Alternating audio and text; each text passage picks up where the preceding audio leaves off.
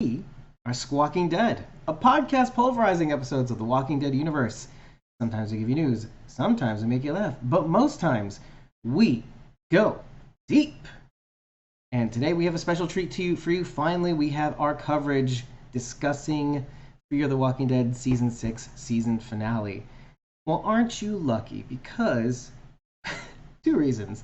One, this episode is way shorter than most of our episodes. It's about an hour and 15 minutes. Two, because of some technical difficulties that we had recording, and actually more importantly, recording and uploading the locally recorded videos that we normally do via our platform, there were some glitches that we had to cut out, and we had to, and some audio issues, which made it so that some segments got either cut out entirely or cut short.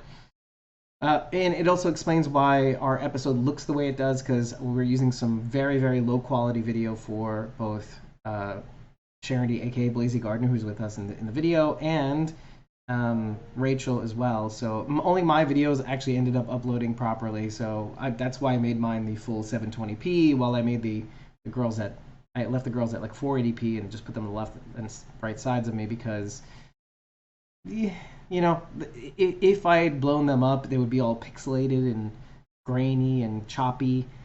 So keeping them that size is actually more beneficial and less distracting.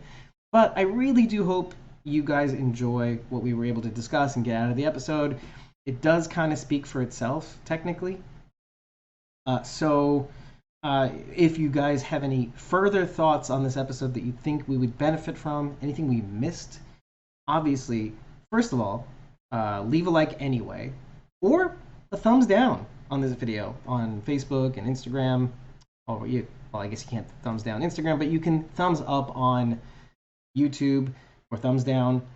And if you've missed anything, please, please, please leave a comment or reply to this post wherever it is, whether it's Instagram, whether it's Facebook, and let us know what we missed. And we can maybe even cover it in like a wrap-up, or somehow or other we can do it separately. Either way, please enjoy this video. We've got some pretty cool things to come, both off the internet and like in merchandise, and we've got some pretty cool things coming on the internet. We have a new segment that we're hoping to exploit a little bit more often, and it's going to be pretty cool. We kind of discuss it in the pre-show to the unedited episode, which is available for download. The way you can get that is here, ko-fi.com/squawkingdead, and just follow us next time so that you'll know when it comes up. And if you feel like buying us a coffee, do so. And if you buy us a coffee during the stream to get access to our supported back content and join us in the recording sessions, your message will show up in this video forever on Facebook, YouTube, Instagram, wherever. So without further ado, let me introduce the season finale coverage of Walking Dead, the season finale coverage of Fear the Walking Dead Season 6. I'll see you in the chat.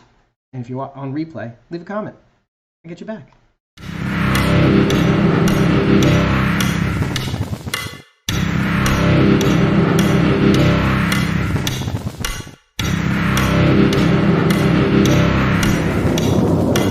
Somebody else now.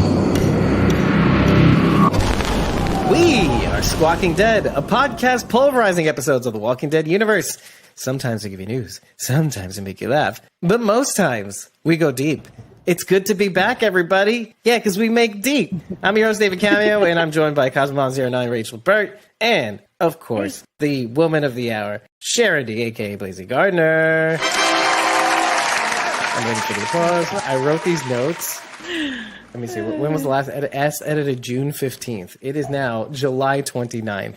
I did not realize it was that long ago. So what most people don't know, the reason why we did this long hiatus, and now, I mean, hopefully you've seen the interviews we put out in the meantime with Jenna Elfman. That was episode 140. We recently put out our interview with Bobby Grace, a.k.a. Ranger Samuels from Fear the Walking Dead. That was episode 141. We just did that last night, right? I don't remember anything. Mm-hmm. Yeah. That was last night. Yeah, so the audio and the video is out for replay and all that stuff, so you can enjoy that now, and I'll probably include that in the blog too. But yeah, so the reason why we haven't done this episode is two reasons. Let's be real here. One, the actual reason is right around the 15th. I was closing on a new place, which you're seeing kind of in the background here right now. This is the podcast studio, which my wife says hates when I call podcast studio because it's the second bedroom. Then I had to do all these different things before I moved out. And so we were packing things up, etc. August 1st rolls around and we're like, we're not ready to move yet. And so we had to extend our lease, or not our lease, extend our current rental place for like another week. And then moving day, and then moving in, and then unpacking, and then we're still not unpacked, of course. But we were at a certain point where we can actually start, like, for example, for the Jen Elfman thing, the interview, I think it was still the old apartment, so that was on the 1st. The Bobby Grace interview, though, we did that on the 20th, and thank God. I think I was ready for the first proposed date from when we wanted to record. I just set up that section of this room, and I was like, oh, okay, we can do our interviews. We can maybe even get a podcast out. So, and then, we're finally at the point where, like, okay, we did all this stuff. We're lining up all these interviews. We just did another interview 2 nights ago, another segment that we're going to be doing. I'll explain in the post show what it is, because I should have done this in the pre-show. Another interview segment. Not celebs, but something else. We'll get into that when we're ready to present it. But that's going to be pretty fun. And so it's about time we just sit down and actually do the thing that we are bread and butter, breaking down episodes with you. So I'm happy to be here with you. As you can tell, the training wheels are back on a little bit. There's a feeling of like, oh, how do we do this thing again? I don't know. Do you have your notes? What are notes? I have no idea. Took them a month and a half ago. So here we are. I'm happy to be here with you guys, though. And especially you guys. Sharon being on the show, is a nice little treat, with the stable internet. The Riverside is where it is right now. It's great. We're very lucky to have you. Thank you. Let's start with this. What was your favorite part about that episode? My John and June heart is going to say when June referenced the St. Louis Barn Raiser. Yeah. I was like, I squealed. But I guess in terms of like, actual happenings, I like that Dwight and Sherry kind of, yes, I totally flipped my script on Sherry. Yeah, lots happened in a month and a half. Yes. Yep. When she shot the ender and said, thanks, enjoy the view, asshole, I was like, okay, I am a fan now. We're putting that assholeness of Sherry to good use, is what you're saying. Yes, I totally. So I really enjoyed their segment. I think most of all, really, which is crazy. That's pretty cool. That's really cool. I mean, those scenes with them gave some incredible resolution to like some of the kind of iffiness we all felt. Like, and me trying to make cover. Well, Negan raped a lot of people. But then she kind of put it, she's like, yeah, why did I waste so much time? And like, you really kind of felt like we've all been in this spot where like, yeah, I could have not maybe focused on this too much and maybe enjoyed the time I had with whomever or whichever pet or like, right? Like, so what about you, Rach? If you had to think of something. You're going to laugh at me. Right before Raleigh dies, he kills this walker in this really cool way. Yes, and this way. He goes like this. Right. Yeah, he's like, and he like has this like stance for a half a second, and I'm like, and then Daniel kills him, and I'm like, okay. But it was really cool. Where you get this kind of like, you're like, oh, this makes me feel tingly down there. Huh? What? And then like a moment later, you're like, oh, should I not have felt tingly? Danielle? Danielle's the cooter police, apparently. When was the last time you heard anybody call it a cooter? Anyway. That's a turtle in the South. A furry turtle. For real, a turtle. I like turtles. It just has hair on it. I like cooter. How different would that meme have been if that's what he said, right? I like cooters. I like turtles. That would have been even funnier. And then he did the eyebrow thing. Ew. Skull Kid with your eyebrows. Ew. But now, don't do that, small child. You know what's so funny? Like, okay, and think about how long ago that was taken, and now this kid is a grown adult, like probably 23 years old or something now. Can you imagine him saying, "I love turtles"? Like in a camera, deadpan. He should do it. He should do it. Same haircut, same makeup. Oh wait, what's my favorite part? I have no fucking idea. I felt really like almost crying, like when John is like, listen, little girl, you don't have to do this. And then the camera just goes right to his face. Goes, I forgive you for killing my boy. And I'm like, I wasn't expecting that. Like, part of me was like, it'd be really cool. Like in my head, like, it'd be really cool is if they came up to him and said, it isn't too late and you are forgiven. I'm like, but they're gonna kill the fuck out of that little girl. And I'm like, but then I'm like, when it happened, I'm like, I shook a little bit. I'm like, oh my God. And then June comes in and says, I forgive you too. And I felt like really, really like emotional. I was like, holy shit. But first, because they're acknowledging the fact that like, you just got a bad fucking break. And John got caught up in that. And then like, by the way, having a month and a half to digest this season finale reveals a lot of things. Like, okay, things like where John has said, I'm not meant for this world. Us analyzing him in our live stream about, what if Dakota was John Sr.'s granddaughter, right? Well, that theory doesn't matter anymore. But when we were talking about that, we were saying like, okay, John, in a sense, and he's admitted this every now and again, like, I'm just a guy that kind of walked into this apocalypse here, and like, I'm not like you people. Am I really equipped for this world, Dakota kind of takes it upon herself in that moment. And this is where we start to get into a little analysis. But like, Dakota herself is saying yes to both. It's like, yes, I got a bad break, but yes, I'm going to stick to who I am. Like what Teddy said, I am this person that does this thing. This is what I had to become to survive this world, to feel like I could be free. I made those mistakes. I got to own up to them. The first thing that you had said to me after you watched the show was like, I felt bad for Dakota. I'm not sure you were supposed to say that out loud. That was sort of a secret. I have admitted that in public. It did. I did feel bad for her. I did. I felt, and I felt bad for her because she was alone. She felt alone, even though there were people that would have taken her in and cared for her and loved her. She didn't feel that she was ever going to have that. She just felt totally alone at the end. And that made me feel bad. I did feel bad for her. I'm still glad she's dead. Yeah, exactly. I'm still glad she's dead, but... You know what? She's with Madison now. June and her mom.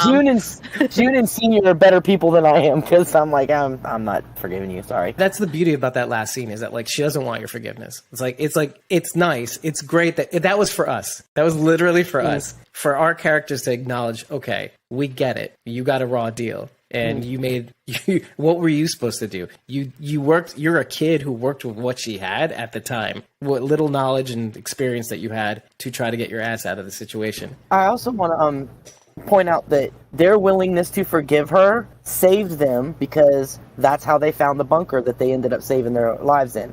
Yes, agreeing with you 100% anyway. But like the first thing that happened, I remember, was one of the two. Obviously, I think it was John Sr. because he came out first, shooting the gun out of Teddy's hand. That hit the thing on the floor right away. Mm-hmm. But what it was is exactly what it was when it gave them enough leeway with Dakota to be able to explain to her that Teddy isn't in it he's not doing this for you. He's not doing any of this. You're not in the equation. Only in as much as you're another key to turn as part of the nuclear sequence, nuclear destruction sequence, whatever it is. I mean, even I was suckered by Teddy, right? Like, when you think about it, you're like, because first of all, okay, let's address this part, because this is going to be gross. That I love the choices, and I want to think that this is a John Glover choice, because I don't think the boys, are daring enough to choose what John Glover chose to do, like with Zoe Colletti, like to kind of do the grooming thing, like where he's kind of all creepy and all on top of her and shit, right? Maybe. Can we talk about that? I mean, it's creepy. It was creepy. But it was like, it makes sense. It made me wonder if that's how he was with all of his victims back in the 70s. That's how he treated them before he embalmed them. Right. I think that was what you were supposed to think too, right? Like you're supposed to be transported to like, oh, this is my old stomping grounds.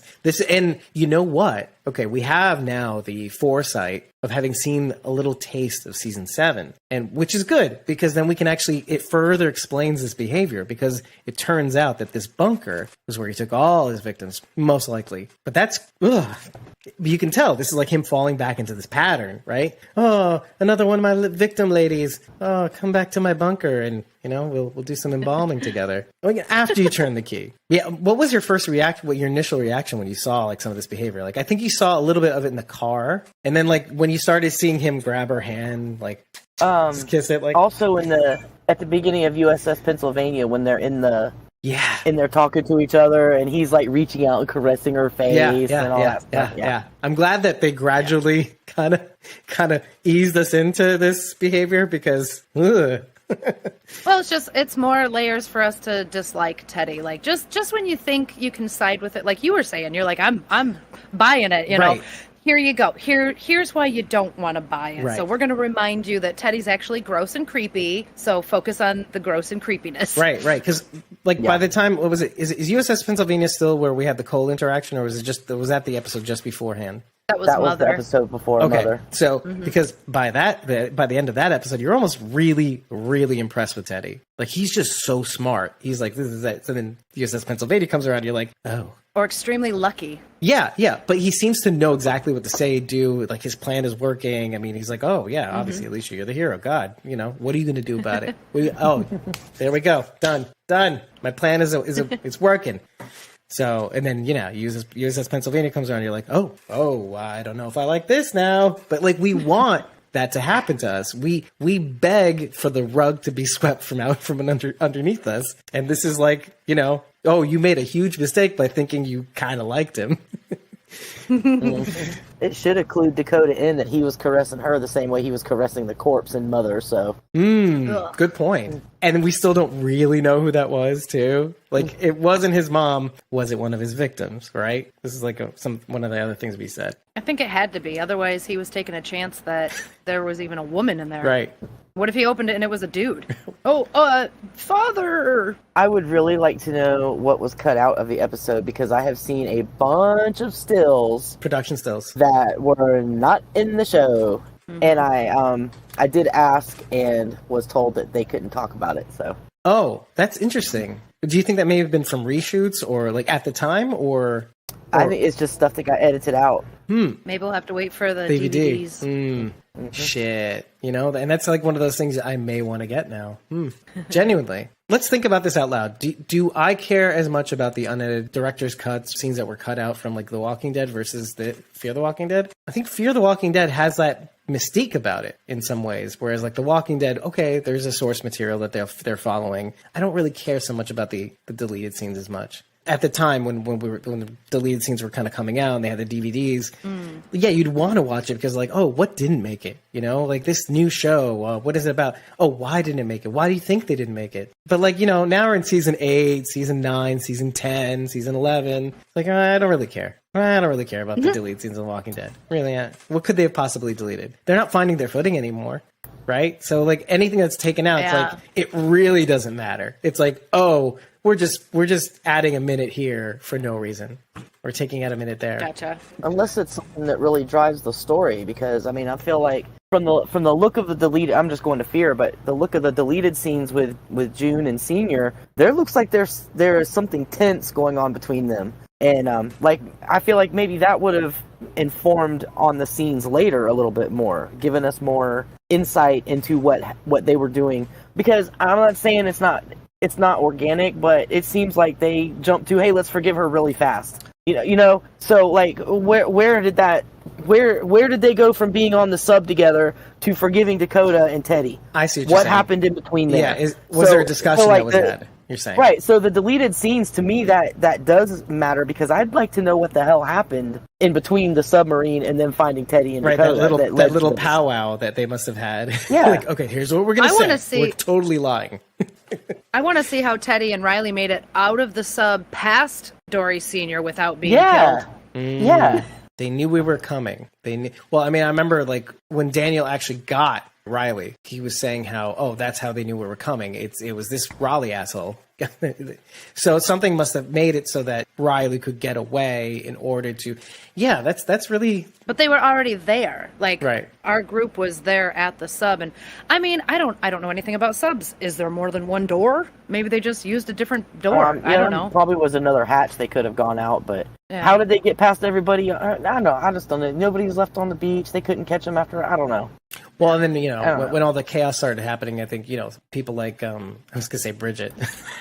Like Rachel, just said, "Oh, fuck this! I got a kid. I'm going." I'm booking. You know, so that's which explains kind of like why she was alone. It's another thing I kind of wanted to get to, but yeah. And so you're right. How did everybody get out? And where was everybody too?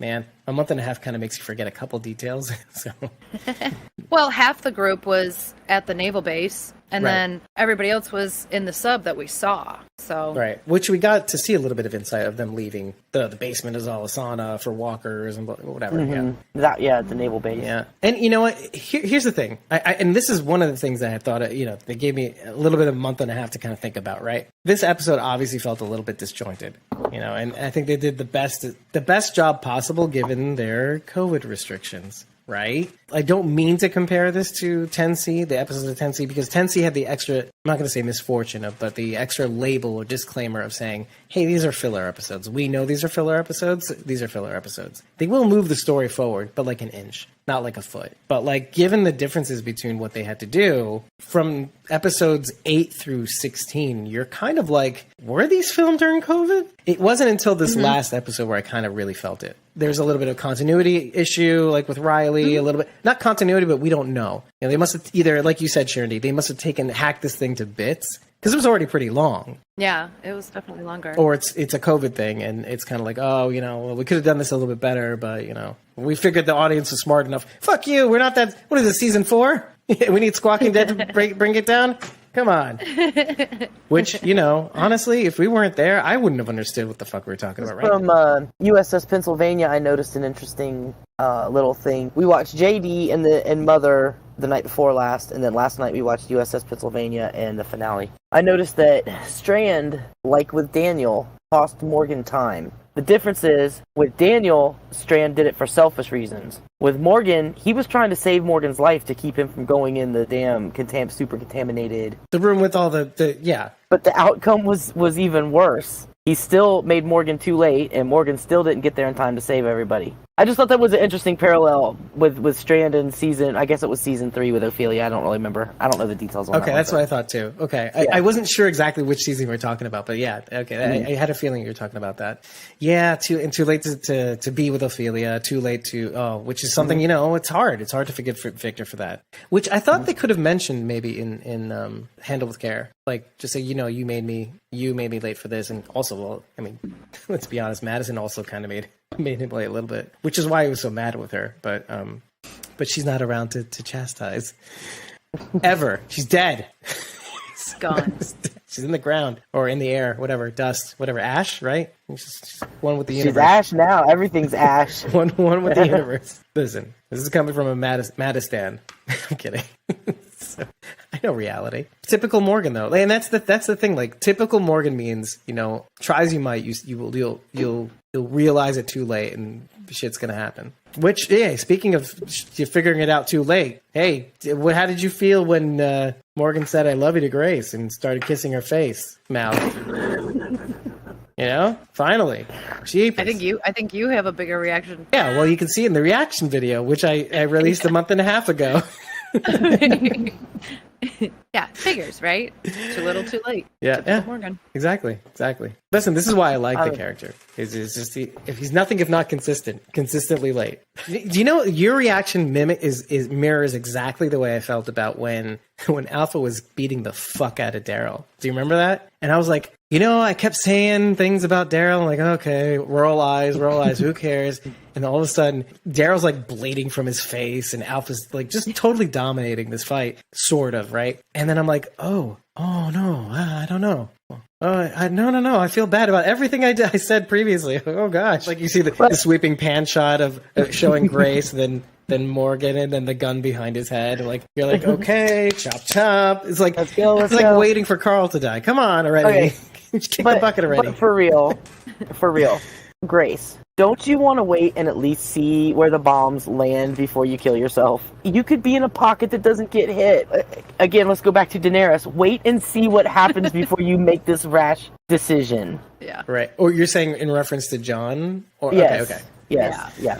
Our earlier conversation that the unedited folks will have. Right. Yeah. Great promo. at ko-fi.com/Walking Dead. You can get our unedited episodes. What we say before the show, what we say and cut out between the show so we don't get canceled. And the post show, which basically consists of, Dave, I need to sleep already. Yeah. Anyways, yeah, I see what you're saying. But she says this on the show.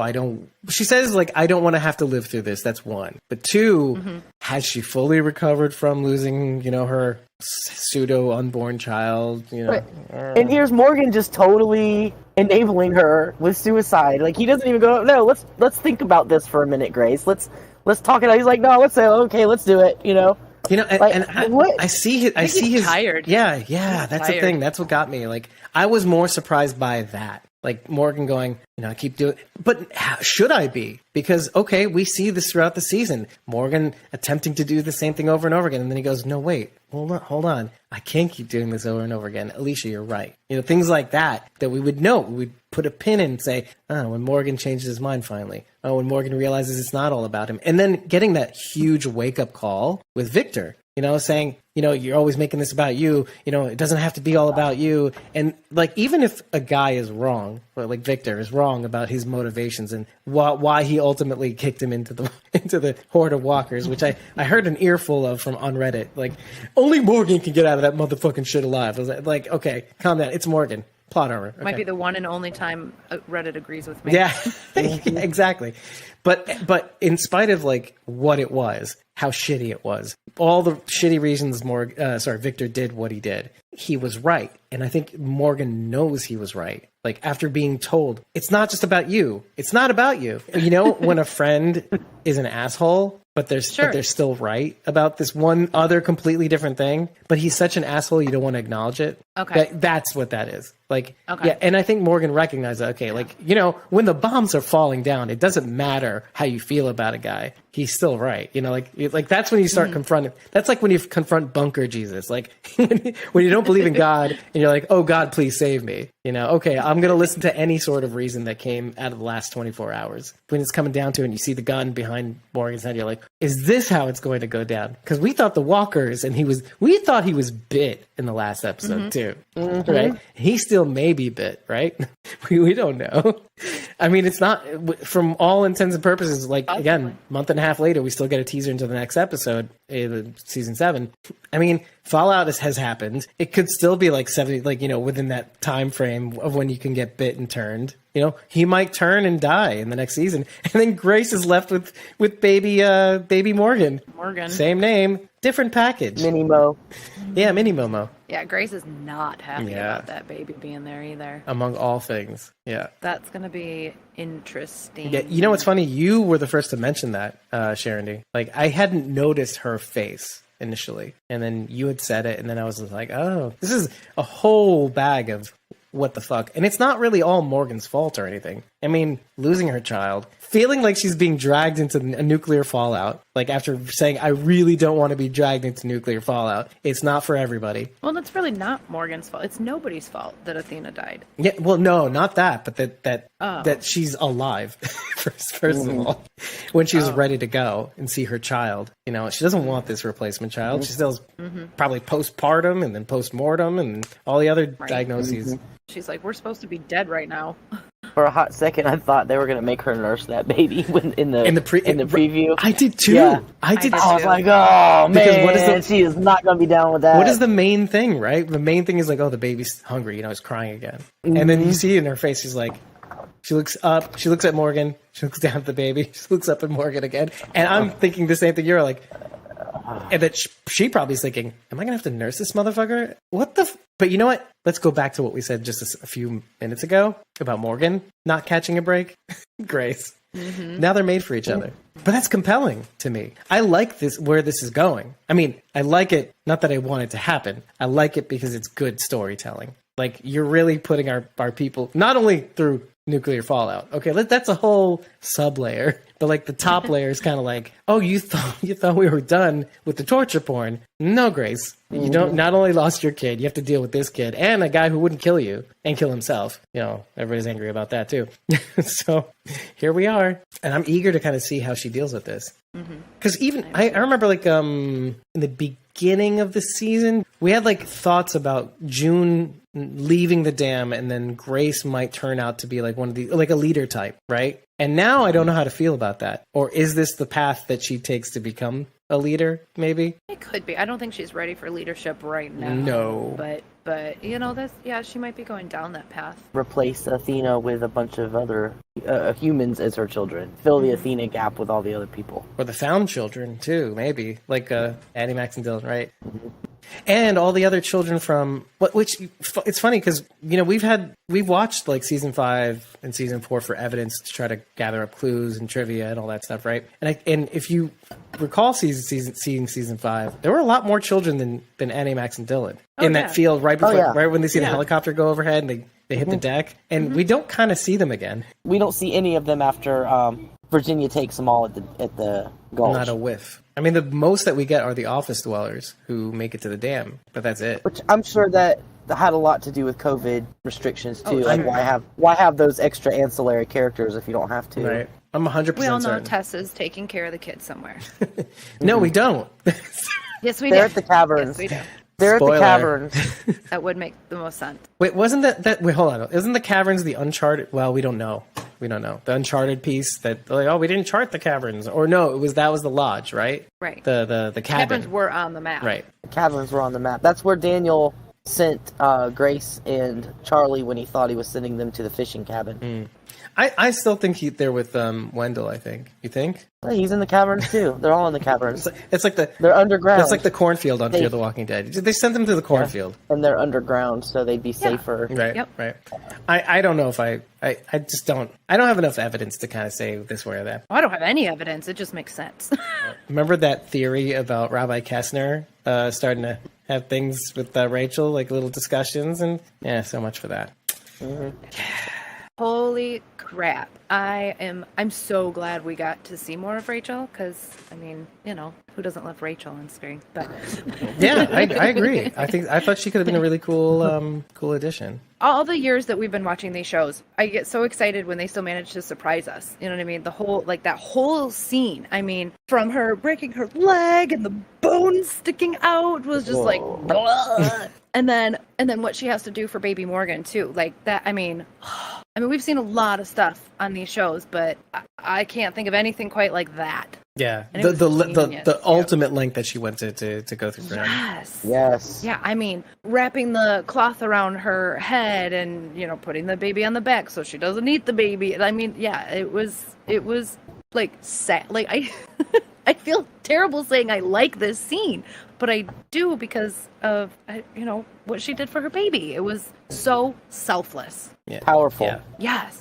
Yeah. And it's funny because every time I think of that scene, I think of me going, "This is how you jack up a truck." And then literally after the reaction video, I looked it up. I'm like, "Yeah, that's how you jack up a truck." Yeah, it's literally how you through the back. There's the little axis. There's a what is it called? A jack point right in the back in the middle. I felt like a jerk. I felt like a big jerk. However, you do not leave your leg under the truck while you're jerking on the wheel. You don't put your shoulder under there and try and heft the car up yourself while you're taking the that's not gonna work, Rachel. Another cover is why do our characters have to know everything about everything? So I'll give it to her.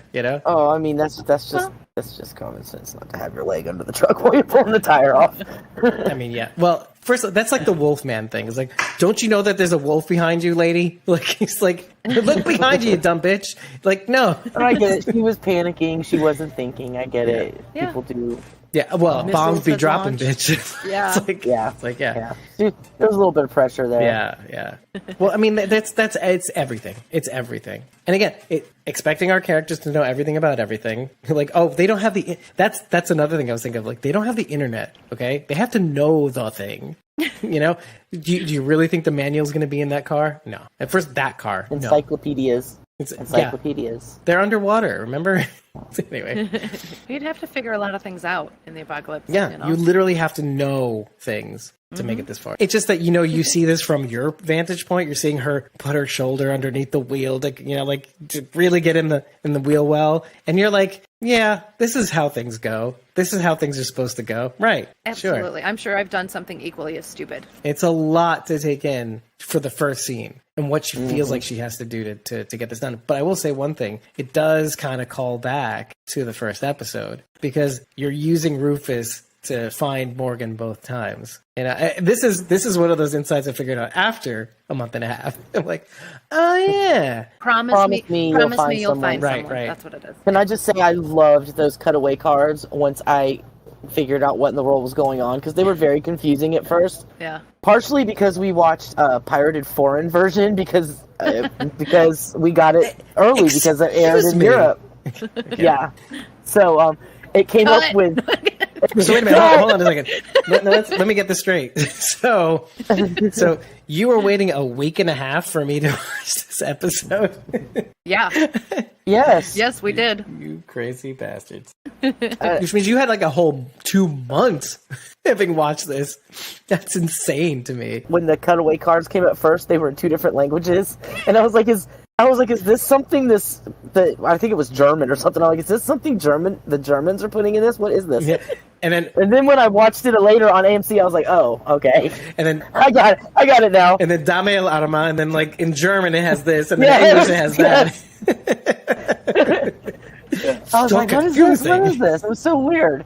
But I did really enjoy those. Once I figured out what they were, I thought that was a neat touch. Yeah, I thought initially I was kind of like, really, guys, really? But then it really caps the scene. It's a framing device, right? Like you're watching the scene, you're kind of, what is this all about? Oh, we see all the things that unfold, and what unfolds is fucking crazy. But what you should really be focusing on this, because it colors the entire rest of the scene, right? Like, promise me you'll find someone. All the shit that you just watched, the crazy shit that you wouldn't do with the wheel well and everything, don't focus on that. Focus on this. This is the whole point of the scene. For the most part, they made sense to me, but some of them, I wasn't sure why they chose that line. Like, enjoy the view, asshole, maybe? Well, that one to me stuck out because it was funny, but I'm not sure. Like, yeah, that's a perfect example, though. Like, yeah, it's funny, but what does that line really mean to the whole scene of everything? Okay. Because I had thought about that. And there's another one, too, so be ready.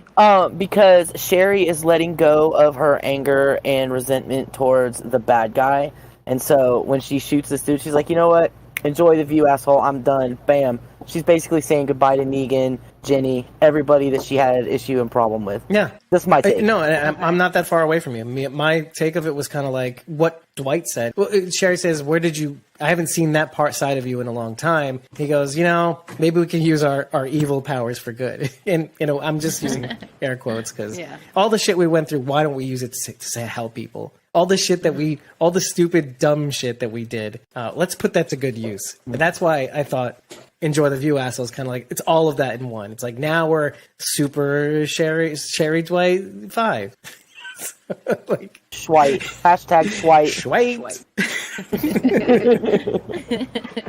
Swing bada bada. Dwight grabs Sherry by the face and he tells her, you have nothing to be sorry for. And then in the next scene, the cutaway card says, you have nothing to be sorry about. And that's what Teddy says to Dakota. My small little beef is just how confused it made me, because I just heard Dwight say that, and now I'm seeing this line on screen, and I'm like, wait a minute. No, he just said it. So it can't be. And to be honest, the first time I watched Teddy, Dakota, June and Senior, I didn't even hear Teddy say it. I missed the line. He said it so fast and it was so glossed over. Like, I didn't even hear it. And again, personally, I would have chosen "I forgive you," right, as the cutaway card line. The forgiveness. I see what you're saying. Kind of what that scene was about, from my perspective.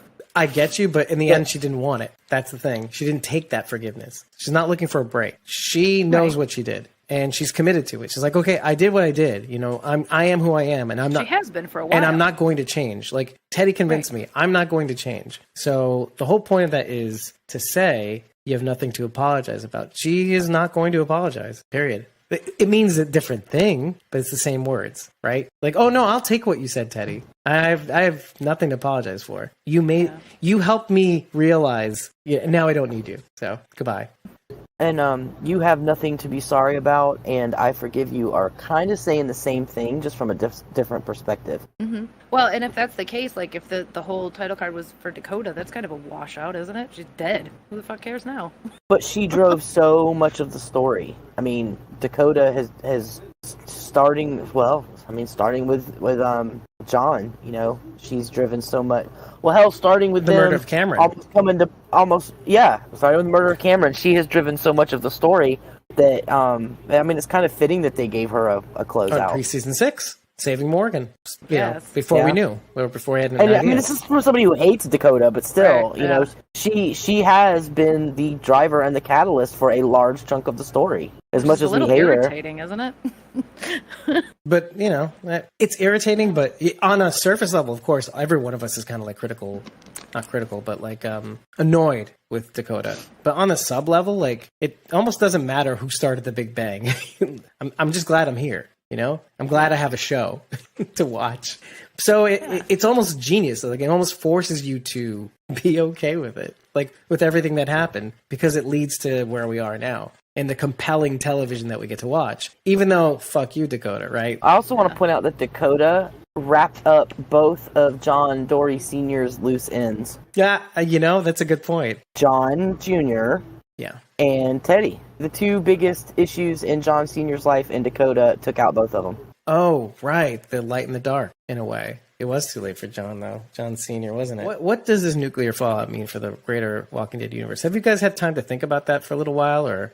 Given that Omaha and Alexandria are not suffering any kind of fallout effects, I'm going to say that other than possibly chasing our characters out of Texas to where they come into contact with other members of the shows, I don't see that it has a whole lot of environmental impact on either The World Beyond or the main show. Right. But they can't stay there. Right. There's no water. There's no supplies. They have to leave Texas. Right. And that's going to push them out. They go north, they'll run into eventually run into Campus Colony. If they go Or east, Portland. they'll eventually run to Alexandria. Yeah. I hope they didn't all go to Campus Colony because they're all dead anyway.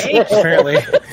Oh my God. But this is why I asked the question. Survive nuclear But, fallout. yeah, just to I mean, be how do you get slaughtered. out of this, maybe those were our Ranger horses in the main show. Right. You know, maybe they Yeah. got pushed out because the bombs went off. They can't stay there. They I don't can't, see any no. way that they can stay there. No. And yet, like, I mean, I just so there's two things. There's another whole other factor to this, and that's okay. Well, it's also in the past.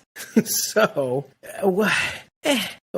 in all the other shows, we have not heard any mention of this fallout, or maybe we have, and we were just kind of like like Leia, right? Like Leia.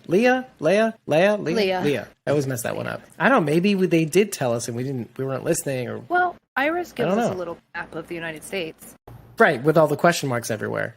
Yeah, 10 question marks for 10 warheads. But we saw at least 4 land right around the Texas area. yeah. Well, yeah, but I'm not really down with that theory. I just think I don't give it too much. I weight. think- like I it. feel like I like it, but it doesn't. it- If the fallout was affecting The World Beyond and the main show, we would know about it by now. Well, it's you know? less about that than like it's kind of like getting current events somehow, like or figuring. I don't know, but more to the point, like okay, my biggest thing is okay. How does this whole Carol and Dale spinoff? Well, like maybe we're making too many assumptions about the Carol and Dale spinoff, like that they may not still be in Alexandria, or because our assumption was that they were going to go to New Mexico and be in love together or some bullshit like that.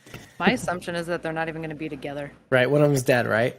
I don't know if I mean Like Madison. It's possible, but that's Carol not, and Walker Darrell. yeah, I was thinking the opposite. possible, but no, I don't think we're going to see them together. I think we're going to see their separate stories for a while. Yeah. Oh, well, yeah. That's what we both have this kind of theory, sort of. Yeah. That they'll be apart for at least half a season, if not a whole season, or something. Maybe they get separated somehow, and the whole point is to find the other one. We have no idea. Right. And they finally see each other in the finale, and that's when they fuck.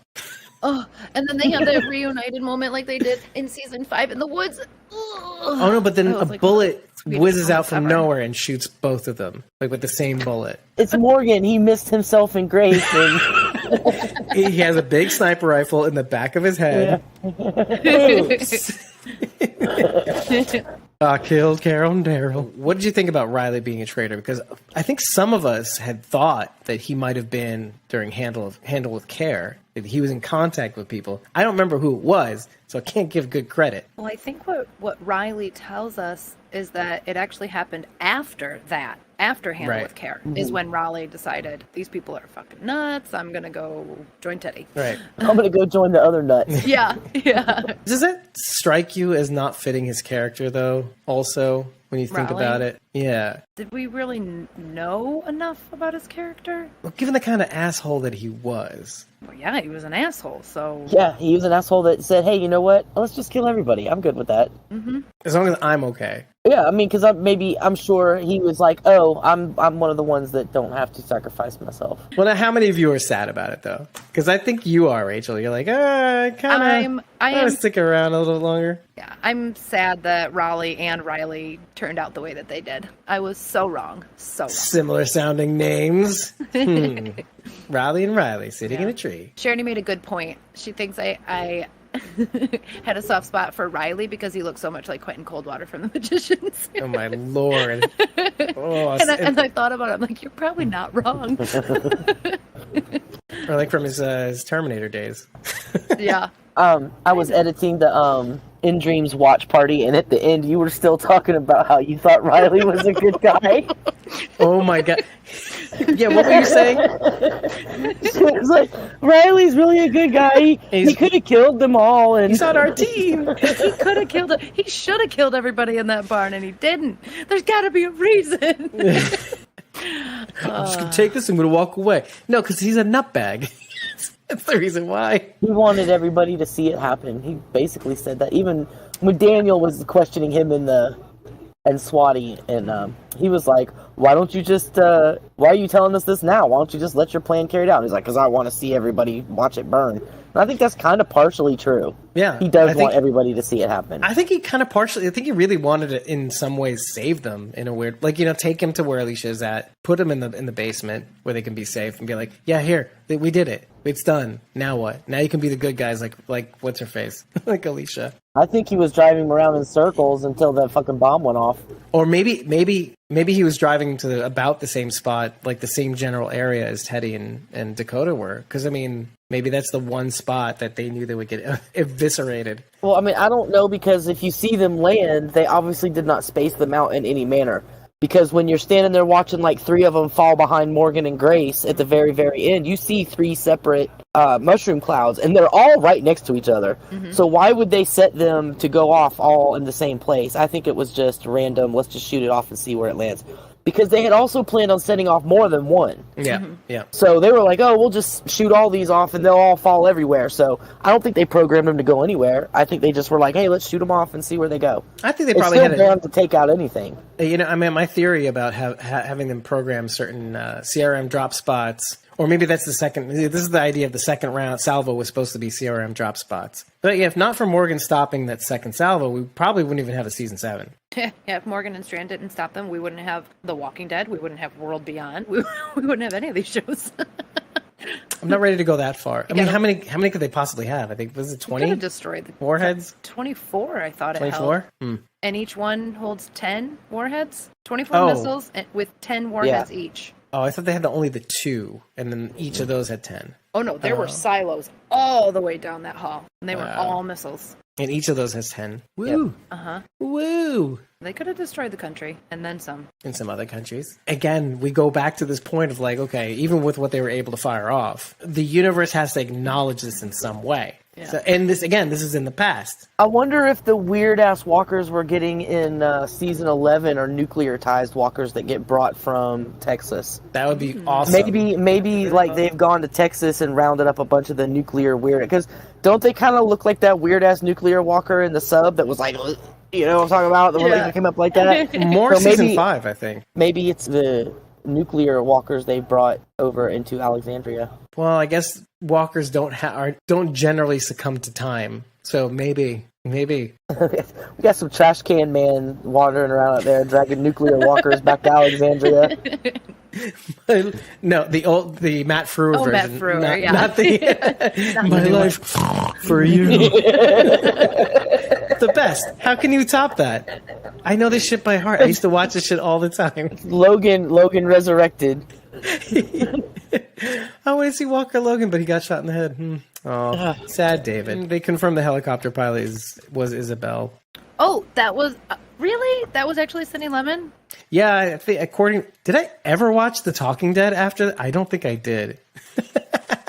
I'm thinking to myself, did I watch Talking Dead afterward? After a month and a half, I don't think I did.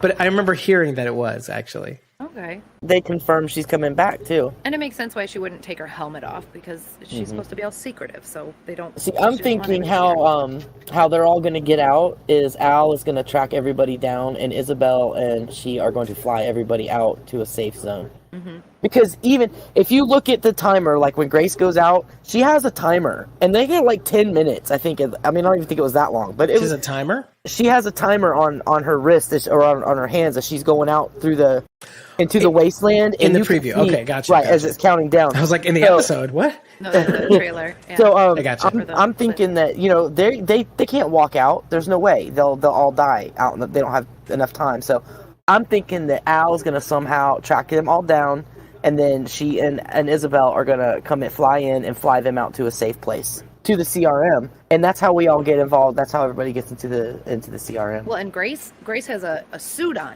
and she still only gets 10 minutes. Right. And I'm pretty sure there's no hazmat suits in Teddy's bunker. Pretty sure the people... there might be in Teddy's bunker. There might be in Teddy's bunker because he was preparing to live out after it anyways and go back to the sub. But Dwight and Sherry's, they're not. I don't think they have hazmat one. Suits. No. With that family too. Yeah, I'm not worried about Strand because he's gonna stay up there in his somehow magically protected from Fallout castle. Super Saiyan Strand. Yeah, Super Saiyan Strand 9. His lair, his evil lair. Let me tell you, I said the thing that I felt was very powerful, right? But I think that Strand evolution or de-evolution or whatever, that was my favorite part of the episode, to be honest with you. That was my favorite part. It just acknowledging the fact that I fucked up. Oh, I'm ready to die. And all of a sudden it doesn't happen. It's like, I'm the other guy. And I like that. It's like, okay, lean in to, and I think Coleman explains this best. Like, he kept doubting himself. He had to build he kept building himself from the ground up each and every time, each and every iteration of Super Strand 1, Super Strand 2, Super Strand 3. And then every time he doubted himself, he realized, oh, the thing that got him out of the original jam, that was what he had to be before, which also makes me a little worried because it's those people that, okay, like, remember what we said about John? And in a weird way, if Victor realizes, oh, I just have to be who I was before the apocalypse, like John was, like, okay, I'm just this guy here and I'm now this guy here. So does that mean Victor's days are numbered? I don't know. They're like, okay, what does that mean? You can't be the same person you were beforehand. The same exact person, this con artist. I don't know. Can't he though? I mean, I could see him turning into somebody like Teddy. Not quite as extreme, like not trying to kill everybody, but convince them. He'll convince everyone through manipulation. I got what so you're saying, you can be the same thing, but it actually works. Yeah. So like when Teddy was trying to do it in the past, he was like, this isn't working. But in the apocalypse, like, holy shit, everything's lining up just right. Yep. So in other words, everything's turning up Strand. Like everything's turning up Millhouse. Yep. Yeah. Chaos is a ladder, right? Mm-hmm. Chaos is a ladder, and all that matters is the climb. Yep. Where's that from? Game of Thrones. Oh, okay. Well, there you go. All right, so we're covering the Game of Thrones. This is a wrap-up show. No, but yeah, I don't know. What do you guys think of that scene, that whole evolution? I was glad to finally see Strand just admit who he is. I mean, just embrace who you are. Be bad. You're bad. Just be bad. And he finally, stop trying to be this person you think Alicia wants you to be, because you're not that person. You're not. So stop trying to be. So I am very excited to see bad guy Strand next season. I hope he's as bad as I imagine him to be. Strand wants to be bad to build something. Like he even said, I want to have museums and music and good bourbon. He wants to build. He wants to build something. He's not setting out to destroy it, which is where he's different from Teddy, because Teddy wanted to just destroy everything. Right. Strand he's gonna build. Strand is going to do the wrong. He feels like he's going to do the wrong things for the right reasons. Yes. Yep. Right. Which is another echo from this whole season. It's like, Dory did the right things for the wrong reasons. Dory Senior did the wrong thing for the right reasons. June, but still. So I have to say two things to that. Definitely love what you both have said. To Rachel's point, I feel like Strand, the top of that building is going to have a big sign a la Back to the Future 2 that says, instead of Biff's, It's gonna say Strands. Strands. Yep.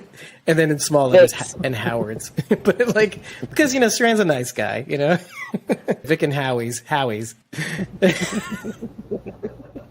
Everybody has to wear Hawaiian shirts, Cuban cigars, good bourbon. I feel like I had to say that because I think it's in everybody's mind, but they needed like a distiller. Like, okay, this is what it's going to look like. But to Sharon's point, yeah, that's exactly how I feel. I think Strand, okay, I'm a Strand Stan, in that I don't think he's a bad guy at all. I think he just feels like you said, Sharon, he has to do, unsavory things for the right reasons. If one of those reasons is to save himself, like he says in this episode, okay. And you know what? Is he wrong? Maybe with Sanjay a little, because we were all kind of frustrated with Sanjay, but then he went a little too far, right? But I don't know. I don't see Strand. I still don't see Strand as a bad guy so much. I mean, I did have feelings when he kicked Morgan into those walkers. I did. And especially the reasons why he did that. Because he wasn't prepared to die. B, he wanted to take all the credit. Mm-hmm. It's funny. That was another one of the insights I thought of in a month and a half. In a way, Vic's whole thing was to stop Ginny, right? And then when he realized that Ginny was gone, he just kept going. Like the lack of information sharing, the plan doesn't change, all this stuff. It was like he became the thing the thing that he was trying to dismantle. He became that thing. In some senses, it has to be me. Like it has to be worth something. All the shit that I did, it has to be worth something. Same as John Dory Sr. It had all this tracking Teddy down has to be worth something. Well, you lost your son. You never got back together with him. All these years since that, when he's licking the ice cream cone, you decide, okay, he's okay, he's fine. I'm gonna go now. Yeah, and then when he came back 40 years later, you dumb shit, your son's dead. And so that was supposed to be kind of like a lesson for Victor. Like, okay, Victor, you can cop on. You can still be Victor, however victory you want to be or Strandish you want to be. But, let's get together. Let's do information sharing like we're about to after Ginny was shot. Handle with care, right? At the beginning of the episode, they're like, let's get down together and share some information, discuss this threat. And this is the thing that bugs me the most. After Handle with Care, you would think that Strand having that little Christmas Carol moment, like, oh, I'm still here. Like, Daniel didn't shoot me. Merry Christmas, Tiny Tim. Like, you'd think he'd have his, a change of heart. But what is it that gets him to kind of keep going? What gets him to change his mind at the end? Is it? Yeah, I remember now. It was when he says to Morgan, Alicia radioed me, but she really wanted to talk to you. And I think that hurt him the most. And I think that's very compelling to me. It says a lot about, it says two things, okay?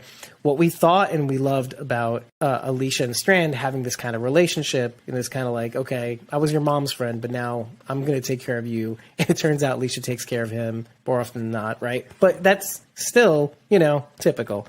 But then knowing that Alicia has this relationship with Morgan, not Victor, well, that could have maybe some potential cool shit coming down the pike with season 7, like how there's kind of like this jealousy, right? Like this relationship that was supposed to be his is now Morgan and Alicia's, technically, sort of, whatever. So I kind of want to see how that comes out. And that maybe is the reason for him breaking a little bit bad. Or, or being himself, as Rachel would put it. It could be, yeah. It could be a reason, but it's not a good one. No, it's not. No, it's a terrible reason. But like for Strand, it's kind of like in a way, okay, why did he stick his hand in the fire in season 4? To save Alicia. When the dam was burning and Madison's leading the horde away, the oily walkers were on fire. That's how he was saving Alicia at the time. And then he thought, oh, maybe I can be good. Now I can look at this hand here, and as a reminder to be good, because I have people that I can lose, right? Like I don't want to lose them. Okay, now we fast forward to like, I do all this shit. I'd be good. I'm like this good. I risked my life. I did my own plan. I forced my best friend to be away from me so I could do what I need to do for her. I mean, for us. Sorry, Freudian slip. And then this is what I get. Hey, can you tell Morgan, blah, blah, blah, this plan? Fuck you, Alicia. I'm doing all this for you, technically, but, I'm not for you, for everybody, right? So, you hear in his voice, it's like, I did all this good shit to be to be with my friend, and this is what I get. Fuck this. And this is the Dakota problem, right? How do you tell someone who's had to survive, who's had to scrape and manipulate to get what he wants, how to be a human being? Right? This is why I love that. I'm so compelled by where Strand can go, because he's not. He looks perfect. Okay, he's got the swag. He does look but he's perfect. so not. He's so not. And this, it shows so well in the last 2 episodes. You're still like pissed at him. It's like Strand is a bad guy. Strand's always been a bad guy. He's a bad guy who pretends to be good. Even when he was saving Alicia, in the back of his mind, it was, I'm going to save her and everyone's going to think I'm a hero. I think it was for the recognition. It was always for the recognition. But I totally get why people love him. He's a likable, funny character. One of the things he mentions is the St. Christopher medallion. Howard makes a big deal about pointing it out. And it's almost as if when he survives, he just doesn't give a shit about it. And it's not really the medallion. It was really all him. And there's also like little things, little texts and things, little reminders in the background in Howard's place, like the Alamo. Like, remember the Alamo, which is really like to remember the slaughter. Remember what happened here. Yeah. I feel like that may be also like a foreshadowing too. Like, right? Like, remember what happened, like, let's say, like at the dam, right? Remember that slaughter, and so this is why and maybe I'm seeing only what I want to see. No, I am seeing what I want to see because it's hard to accept. I don't know about you, but it's a little hard for me to accept a fully like a bad evil guy Strand, because it doesn't sound like who he is. Strand did what he did to survive, and you could see throughout all 6 seasons at least, and even like especially the initial ones. He had a love of his life, and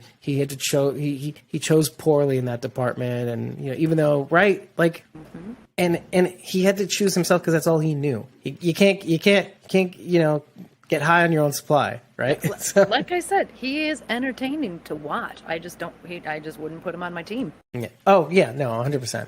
Yeah, it's funny. As much as I say what I say, like, I wouldn't put him on my team. Like, right. I need some sort of predictability here. Right. So you want to be able to count on somebody, and you can't count on Strand. You just can't. Even if he says, I'm going to do this, if something better comes along or he sees a different opportunity in between, he's going to take that. This is my big beef. Okay, specifically Dakota. Okay, she's standing there, the thing hits, we see it, she burns to a crisp immediately, and then we see the gust of everything come at her. Okay, yeah. That's cool. Nobody has a problem with that. Then we see Morgan and Grace, and the same thing happens. It hits, boom. Somewhat. Why didn't they burn to a crisp like Dakota did? That landed way closer to Grace and Morgan than it did Dakota. Well, I think they also had geographical boundaries, though, too. Unlike Dakota. Dakota had literally a front row seat to that explosion right in her face. So that flash. So what happens when a nuclear bomb hits? Everything in visual distance instantly gets it just disintegrates. Now the thing with Riley and Morgan and Grace is that there were objects in front of them, dead terrain. Yeah. So you see the brightness, because the brightness is all encompassing. You will go blind if you see a nuclear explosion, even from far away. It takes the brunt of the impact. Yeah. I'm not saying that they're the same distance either, by the way. I don't know. Cameras do this funny thing, if you're zoomed in, but you're close up, it does funny things to background objects. Yeah. Yeah. So all I can say is, I guess that's how it's supposed to be. Well, absolutely. I mean, I like how it happened. I'm not complaining about the result. I heard people complain about it. I'm just like, is this is the hill you're going to die on? Oh, no. Okay. No. I'm not complaining about the results. I just kind of scratched my head afterwards and went, shouldn't Grace and Morgan have burned to a crisp there too? Right. Well, hey, listen, I didn't know until I looked on the internet, which they don't have. I didn't know that you could jack a car. You have to jack a car from the back. Yeah, so listen, you figure, live and learn, right? I don't know. But is that the big bone to pick? Yeah, that's it. Really? Yeah, that was. I get it. I could see why you'd bring that up, though. I could see, because you're addressing basically what most people thought, in the back of their head, what is that? Why do they get to live and she doesn't get to live? No, I'll tell you why she doesn't get to live, because it's too inconvenient. Yeah, no, it's too inconvenient. I'm happy with how things turned out. Yeah. Satisfied is more. Yeah, I get it. Things that make you go, Yep. And today's things that make you go, Yeah. Oh, think and then explosions. And then the Riley, Walker Riley, we see it land and everything, and then you see like burnt crisps of grass in front of him, in front of him. It's burned. Well, it's not. But the key thing is that first of all, it's green grass, right? Right? Wouldn't that have been completely eviscerated? If we were comparing it to Dakota, right? Right. No, I'm just saying, you see some of that grass catch fire. Yeah, sort of being scorched. Yeah. Well, there's still heat. Yeah. And it is sort of ahead of him. If you look, Riley's walking here, and then there's a line where the grass is on fire in front of him. Yeah. I feel like this one line, and I made note of this, that one line where he says, "And despite the critics, I'm still here," was like a big middle finger. You like the season? No, not to you, not to you at all. This was Ian and Andrew giving 4 big middle fingers to everybody who said, "Oh, season 4 and 5 was dumpster fire. Season 5 was lighting the dumpster fire where it lit up 10 other dumpster fires." And season 6 is gonna be shitty. Everybody's like, "Are you eating your words yet? Are you eating your words yet?" Season 6, despite the critics, we're still here. Season 7, yeah, maybe even season 8. Go fuck yourselves, Reddit. /r/ Fear the Walking Dead. Go eat several thousand dicks. Did you feel that too? At the time, because at the time I'm like, "Oh, that's Ian and Andrew. Oh, I see it. I see it right now. I see what you did there." Yeah. 4 and 5 were necessary to make us care about these characters. We had to build a relationship with everybody to make it matter when shit went wrong in season 6. Yeah. I think everything that happened in season 6 would not have been as possible without 4 and 5 at all. If you didn't care about 4 and 5, season 6 gave 4 and 5 so much more relevance. Mm-hmm. We've said this before, but I'll say this much. Oh, I was going to say something profound. Of course, to me. Dave is tearing in. No, so I drink because I know things. I drink and I know things, right? A great man once said, "Da da da." Oh, really? Who was it? Me, just now. Yeah, just now. Exactly. I'm short too. Okay, so. No, I was actually going to say, so nothing says that better. If you're not convinced, HJM Edits actually came out with a recent video edit, a music video edit, combining all 6 seasons of Fear the Walking Dead. And what I've noticed was really cool. And of course, I noticed it initially because we're breaking shit down. We notice cinematics and all. But when you watch this music video, even somebody, the harshest Fear the Walking Dead critic of seasons 4 and 5, maybe even 6, won't deny that there's such a drastic change in the filmmaking. In seasons 4 through 6, with Adam Sushitsky, that's staying in. I don't care. And Hallelujah Troutman. Remember that first episode, that scene with baby Morgan and Rachel, that sort of pseudo nativity scene. The way they blocked scenes was incredible. You didn't have as many of those on the original seasons of Fear the Walking Dead. It's not a knock. You will appreciate the first 3 seasons cinematics as well in this video. So now I get to link it. But I suggest you watch it because it really catches you up emotionally to all the shit that these people have had to go through to get to this point. And you get to hear Madison say, "Go fuck yourself," or "fuck you," or something like that at some point. Do you catch the name of the kid? Do you know the family that Dwight and Sherry crashed? Brigga. Yeah, Brigga, right? Did you learn the etymology of that name? Mm-mm. Oh, okay. Well, Tyrion Lannister for the win. So it's a Celtic Irish name, and it means mighty. Mighty or might or power. So, I don't know. And Brigga Dune is also one of the movies on John and June's request list.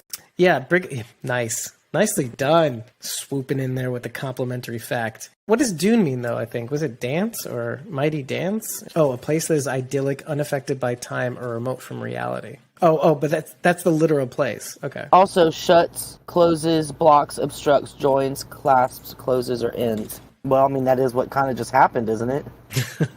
Right, yeah. I know in the movie Brigadoon, it's about a town that only appears every 100 years or something like that, and 2 Americans that are out walking in the Scottish Hills stumble on it. And it's supposed to be idyllic, right? Yeah, it's the perfect idyllic little town that only appears to travelers or whatever one day out of the one day every 100 years. Do you remember how when Swati was all okay? We have to talk about two things. Remember when Swati was all like, "Oh, the air brakes, they deployed, and we have to fix that," right? Sarah goes underneath the thing, and all I could think of in my head as she's welding is the critics. How everybody was saying how fucking bitch knows how to like fix a plane, and she gets the plane to work with other propellers, and I'm seeing this woman weld, try to fix these air brakes on this very high end truck, this military style vehicle, and I'm thinking to myself, yeah, she does, yeah, okay. You have anything else to say? I just want to say that Dennis didn't have any complaints at all about the mechanical doings in that episode, so it must have been absolutely accurate. Because believe me, if it wasn't, I would have heard about it. Talking about the air brakes or the airplane? The blowing out, when the air brakes blew out and all that. Yeah, Dennis didn't have any complaints about that. So I know they were absolutely accurate, because otherwise I would have heard all about how long it was. You know what it is? I think it's partly people going, "Oh, I thought she was in the Marines. Oh, what was she doing in the Marines?" Okay, now you know. Actually, but she says she got kicked out in boot camp. But that's the in-year trucker. Oh, you can fix all this stuff. It doesn't matter. Like, okay, that's what it is. Unless you're see, this is the thing. You can't prove a negative. If you see a character that with skills you didn't know they had the other day, you would need evidence to refute that fact. Like, you have no reason to not think that she can do these things. Right. So unless you're being a dick and you want to just refute, and this is again, you can't prove a negative. So unless you want to be a dick about it, fine. She's been doing this since she was a kid. We don't know. Exactly. And you don't even have to go that far. But yeah, sure. Why not? How about Charlie taking out Riley?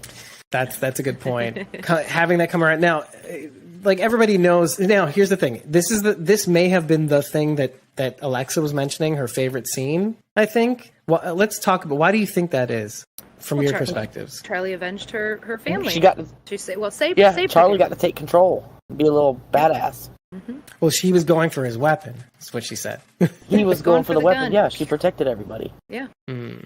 Well, and here's the thing. Why did Riley care at that moment? I'm also like a little bit surprised at that. Like, speaking as the guy who let Grace and Morgan go, just getting what he wanted, right? The key. Like, why in that moment did he care to kill them? Yeah, that doesn't really make sense. Doesn't track, right? No, it does. It makes no sense, because he could have just sat there and played confused. Well, he could have played confused and acted like he had no idea about Riley, and then everybody would have been looking at Daniel like he's crazy. Well, he got shot. Oh yeah, he got shot at the. Okay, I'm confusing when he got shot. Like, I thought it was at the end, like before he the dies helicopter. at the end. Yeah, But he gets shot right after Riley dies. Right. So So why does he reach for the weapon? Is it to kill Raleigh, or I don't know. Riley was already dead at that point.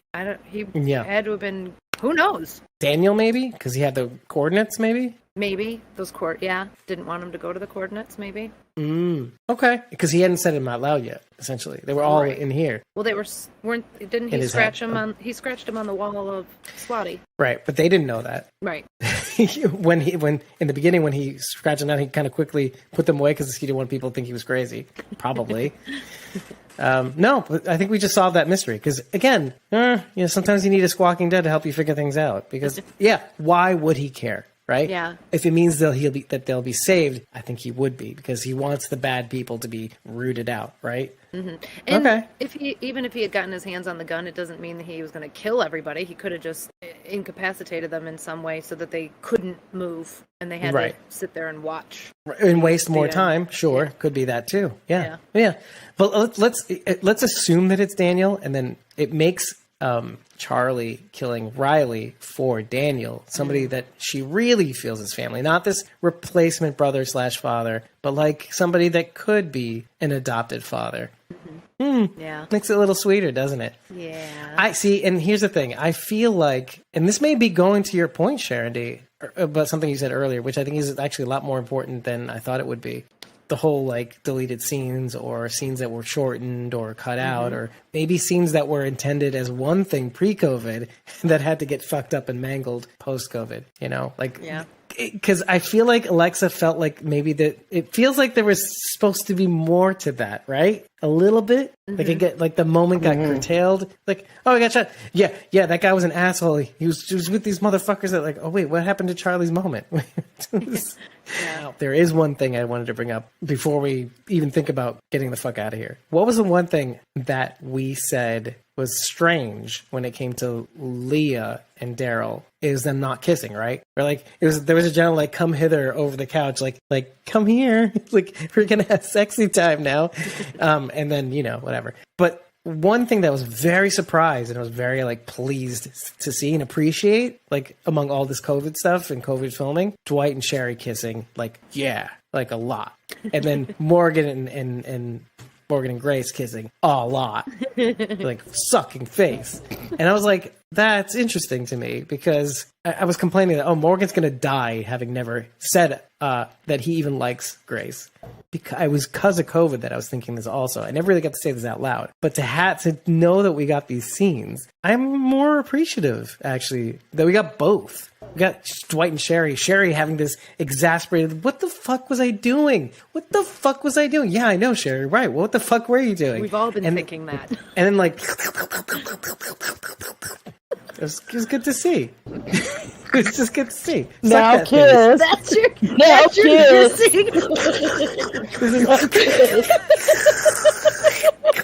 This is only something the visual audience can appreciate. So bad for Evelyn. Evelyn, come hither. So wait, should I do the come hither? Come hither, Daryl.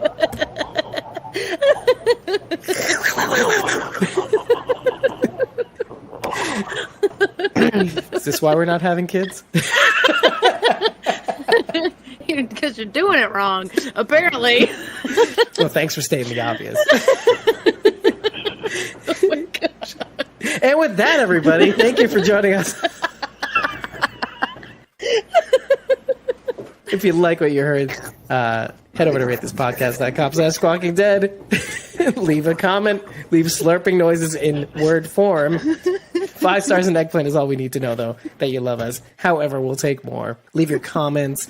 Tell us what you liked. Tell us what you didn't like about this episode. Use it as a form of means of communication wherever you will be listening to podcasts from. If you watched it on YouTube or Facebook, still head over to ratethispodcast.com/squawkingdead. Leave us a rating. It really helps with visibility. And hey, if you really like what we've been doing, head over to ko-fi.com/squawkingdead and just follow us, because if you want to get in on the next episode, to be in the chat as we record, to guide this conversation, you can do so. You will get the link to join us during our recording sessions, because as you know, we do pre-record for your benefit. Trust me. When these recordings are over, you will get the unedited episode recording right after we're done, which means you get to see all the things that don't make the cut. And sometimes it's for good reason. Make sure everyone is following Lazy Gardener and myself. Oh, yeah. Make sure you watch out for contests, caption contests, Photoshop contests, all that kind of stuff, because you could win yourself a free subscription to coffee.com/squawkingdead. Right. And what is that? It's a means to get behind the scenes info, our unedited episode recordings, our ability to join us in recording sessions, also like little perks like our ringtone for free. And actually, we've been having some really good discussions about rolling out tiers. One of the tiers is which is going to be pretty cool. We'll talk about it in the post show. So if you had the unedited recording, you would know what we're talking about. So levels of perks, some of which are going to be pretty major, especially in the top tier. We hope you take advantage of those when they come out. And if you do listen to this unedited recording, you're going to get to know what that we're talking about really soon. Just follow us. You'll be in the know for when that stuff rolls out. I've been your host, David Cameo. I'm joined by Cosmo09, Rachel Burt, and of course, Charity, aka Blazy Gardner. Follow them wherever podcasts are still. No. Well, they have their own links in the videos and descriptions. You can follow them there. They have their own coffee account. So if you like what they're doing with the trivia, the caption contest, please, please, please spare a thought and a penny. Toss a coin to your bitcher. And support what they do. Make it happen. They'll have better prizes and cool things coming out. It just makes it so that they can do cooler things. And at the very least, follow them there too. ko-fi.com/BlazyGardner0150 and ko-fi.com, you guessed it, /CosmoMom09. Also, stay tuned for trivia coming up sometime this month. We haven't set an exact date, but we will be having a TWD and Fear the Walking Dead trivia game coming up sometime in August. And if you want to get to know it first, you should be following Blazy Gardner on social media. That's the nexus of all things. Giving you the scoop. I'm looking out for you. Thank you for joining us on this ride for Fear the Walking Dead Season 6. I think it's been such a great one, and I cannot wait to rewatch it at some point. At some point. Not this point. It'll be a while. It'll be a couple of years. I cannot wait to see what Season 7 has in store. Hopefully hopefully there'll be enough time in our watches so that we can actually cover some of the trailers that dropped. If we wait long enough, we can get as much as we can done at the same time. And guess who will be joining us? None other than, you will never guess, Meg the Geek. Good things in store. We'll see you in the next one, and I hope to see you very soon. Probably in the next interview, which will be coming out soon, I hope. Take care, everybody. Have a great one. We'll see you very soon. Good night. Yeah. Bye.